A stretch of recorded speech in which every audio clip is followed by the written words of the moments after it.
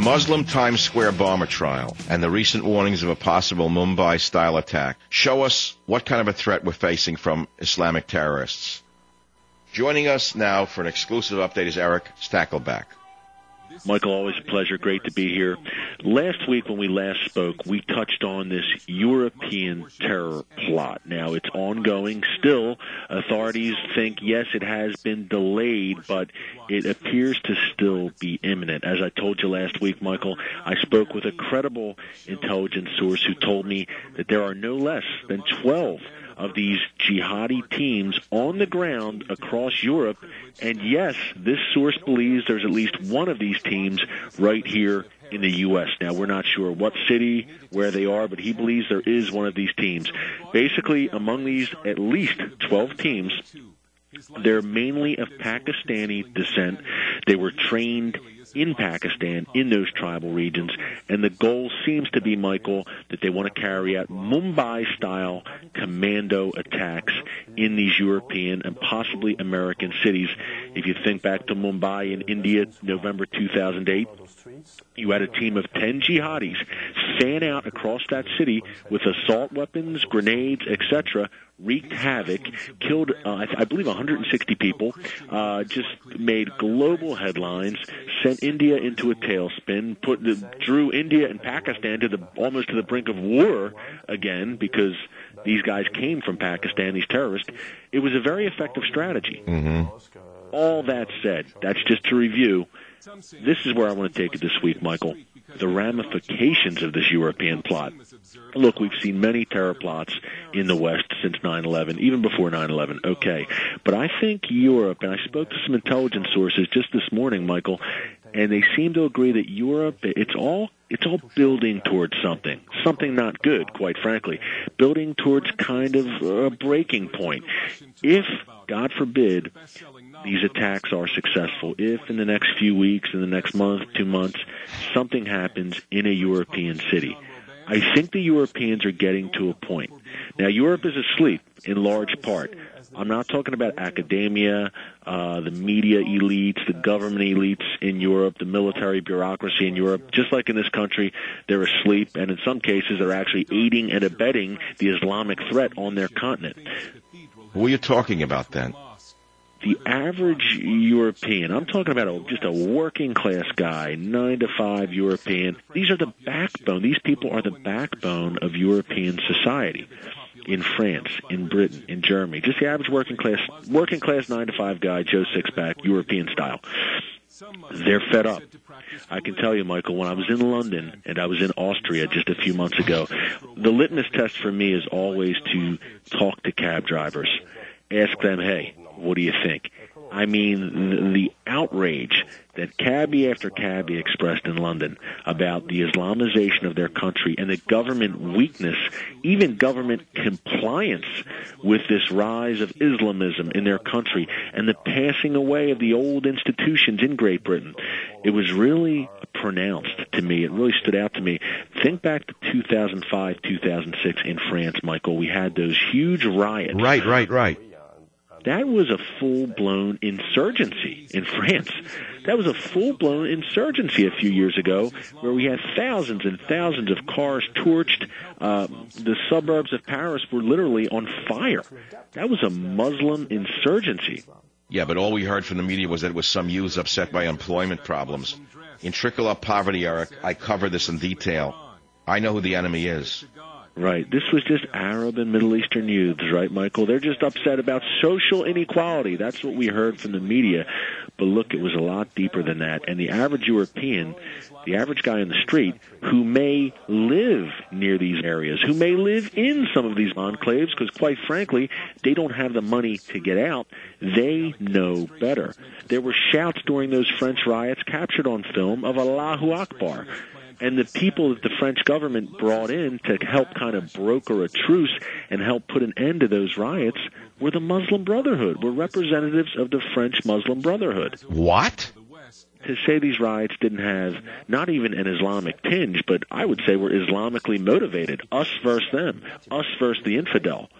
Yeah, they're poor. Yeah, I guess there's some social inequality there, but that's, to me, a sidebar to this was an insurgency of identity, of North African, Arab, Muslim identity. That's what we saw in France. And if you see something like that again, there's only so many times people will sit around and get sand kicked in their face before they stand up and say, enough. And I think Europe is getting to that point in many spots. Look, when I was in Great Britain, one of the most interesting, I interviewed Islamic terrorists there, Michael, like you and I discussed, but perhaps one of the most interesting visits I had during my time in Great Britain was with a group called the English Defense League, the EDL.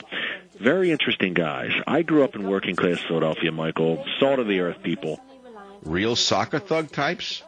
These guys reminded me of people from Philly, but with just funnier accents.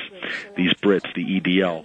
These are guys, most of them are concentrated in the working class industrial cities north of London, and some in London.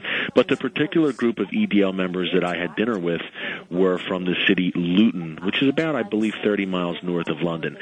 These guys are dealing with the Islamization of their neighborhoods, literally before their eyes. Some of the stories they told me.